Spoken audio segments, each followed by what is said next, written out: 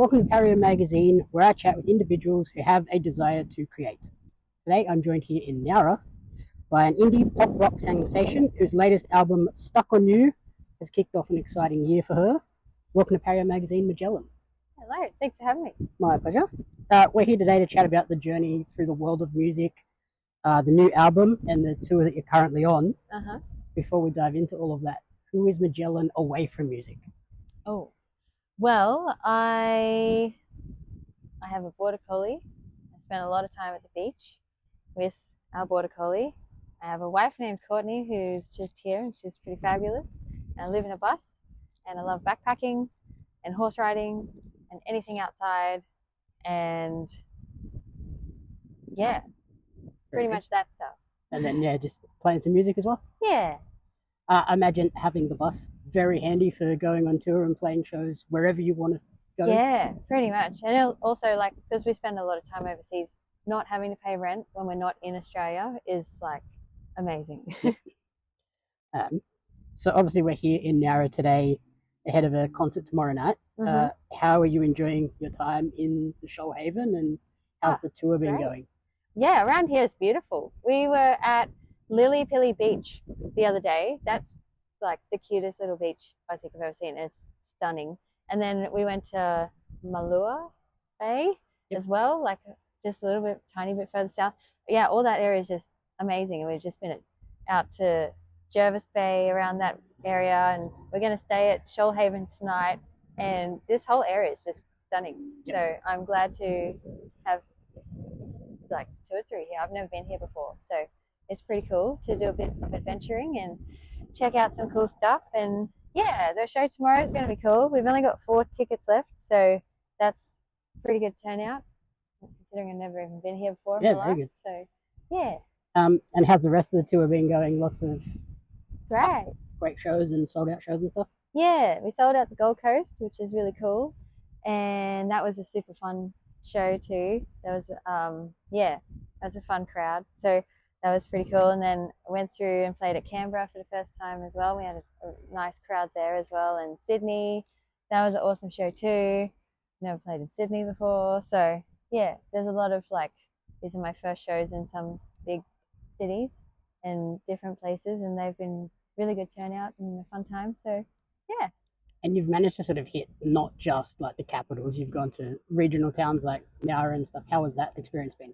Yeah, well, I really wanted to go to some of the regional areas because I have spent a lot of time in regional parts of the world, both in Australia and overseas, and I know it's for the people living in a more regional area, you don't get as many artists coming through. So I want to make sure that when I tour, as much as possible, I want to go to the smaller towns and try and not just hit the big cities, because they're like, they get everything. Yeah. You know, like there's not, yeah, if you're going to tour, it's always like Melbourne, Sydney, Brisbane, like it maybe Perth, but they're a long way away. But yeah, if we, to get to the smaller towns, I think it's important because there's a lot of people who also appreciate the arts and appreciate music who just don't happen to live in those places. So yeah, like we were saying, like Nowra doesn't get a lot of shows, and especially for sort of my age range, we don't get pretty much anything. We might get 1 show a year. It's like, oh, that's for me. That's not for the retirees that live in Nowra. Well, yeah, that's the other thing too, because in the smaller towns, we've found that a lot of the shows is just like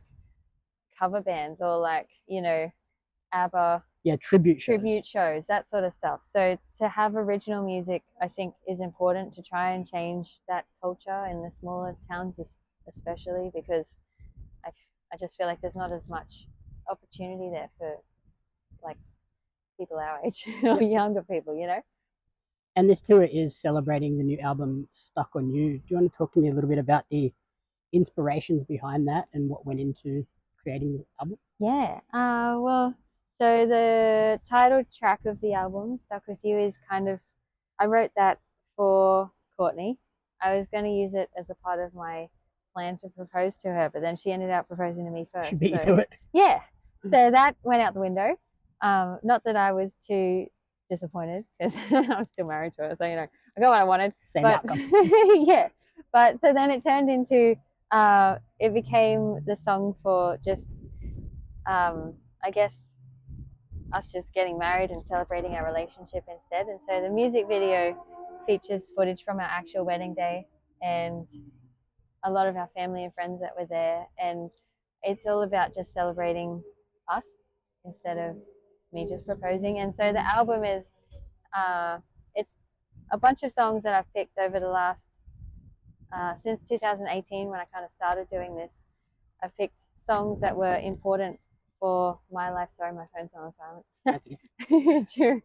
During the last few years, and some of them were from like backpacking around the world, and some of them were from like when I first learned to ride a horse at a property here in Australia near Tamworth, and some of them are about when I met Courtney, and then we built our bus together that we now live in, and so it's like moments from just life over the last few years. And then it's kind of the title track, Stuck With You. I chose that one because that's like the biggest song that I think I've written for our relationship and our life together so far. So the song sounds like it kind of took on a new meaning as well when it shifted from being a proposal song to being just a celebration song. Yeah. And then on that idea of inspiration, how did the musical journey first begin, and who were some of the idols looking up to?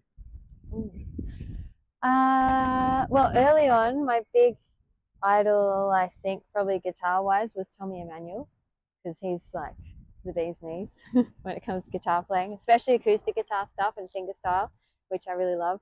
So it's Tommy Emmanuel, and then I also love John Butler Trio. All his stuff's really cool.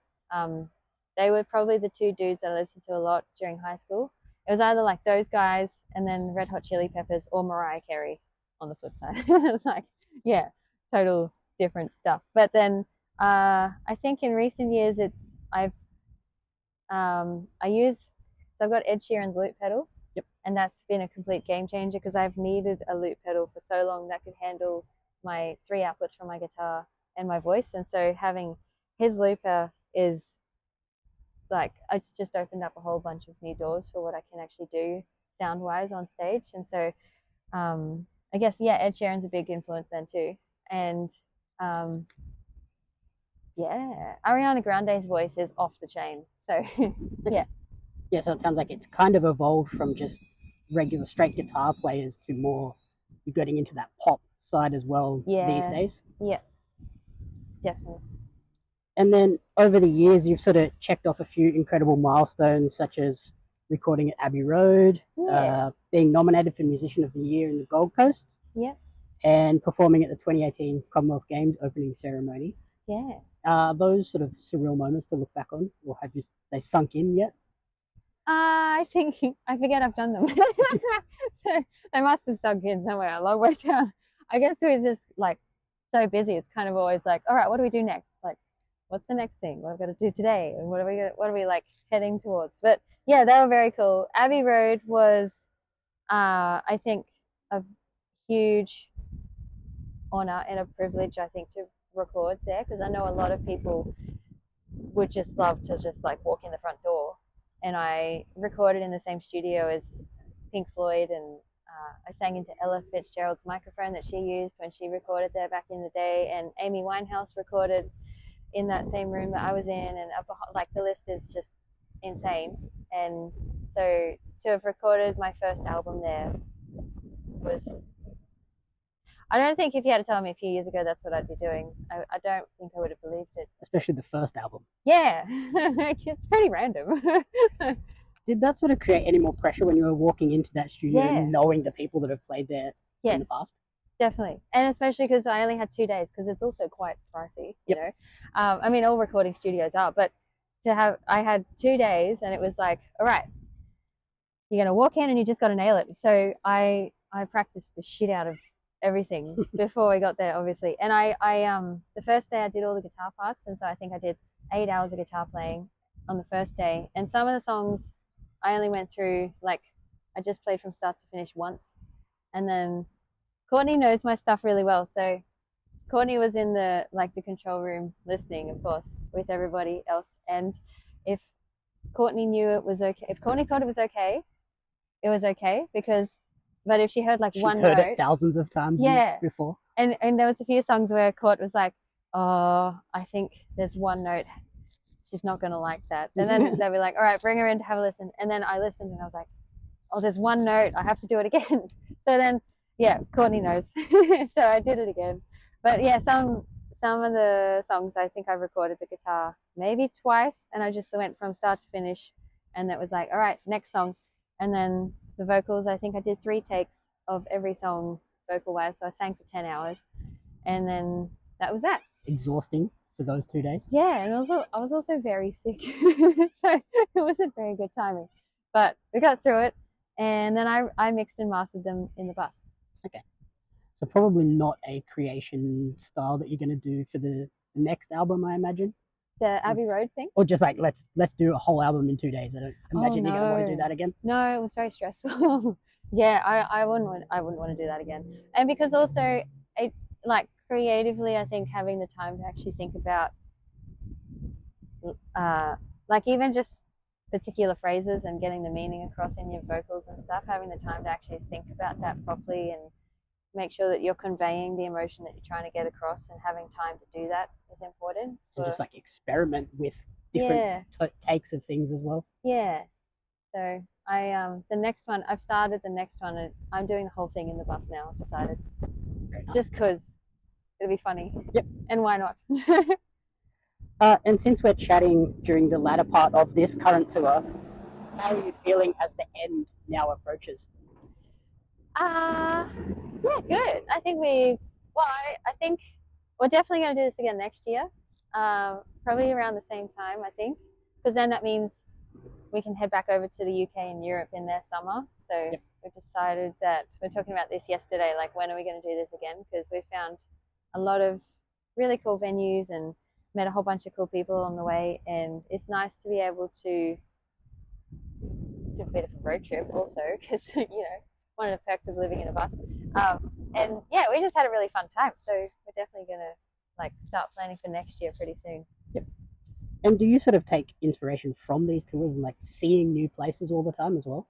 Yeah, I think so, because I think a lot of my writing content has always been based around where I've been and who I've met and travel and adventures and stuff we've done, and just yeah, that sort of thing. Yep. So yeah, definitely. Like I haven't had time to sit and write a song for quite a while because we've been so busy and we're just constantly here, there, and everywhere. But yesterday we pulled up near the ocean, and I actually started writing a song again, which is nice. So yeah. And obviously, with recording the next album in the bus, living in the bus, traveling in the bus, how do you separate music from life? It's hard, especially because Courtney is like I don't have like a team. It's kind of just Courtney and I and our dog, Chino, who is he's just got his pen license, so you know he's super useful. I'm joking. But yeah, we're kind of it is tricky, and I think having boundaries in place of like this is work time and this is not work time, and having like not work time is important, but we're working on that. Yep. Yeah. So finally, where is the best place for people to support you and track the creative journey moving forward? Well, I'm on all the social medias, so you can just look for Majelen Music and I'll be there. And if anyone does want to support me, I've just recently started a Patreon, so you get all the behind the scenes stuff and extra things. We've recorded a bunch of live videos of the new stuff that I'm working on, and so the live videos of like me performing the song is going to go out on Patreon pretty soon, but the songs won't be released for a few months yet, so people can hear that stuff early, and yeah, other things. But yeah, that'd be a good way to support us. But yeah, great. Otherwise, catch us on social media. Awesome. Thank you so much for the time, and good luck with the rest of the tour, and good luck with the next album. Thanks, Jamie. Thanks for having me.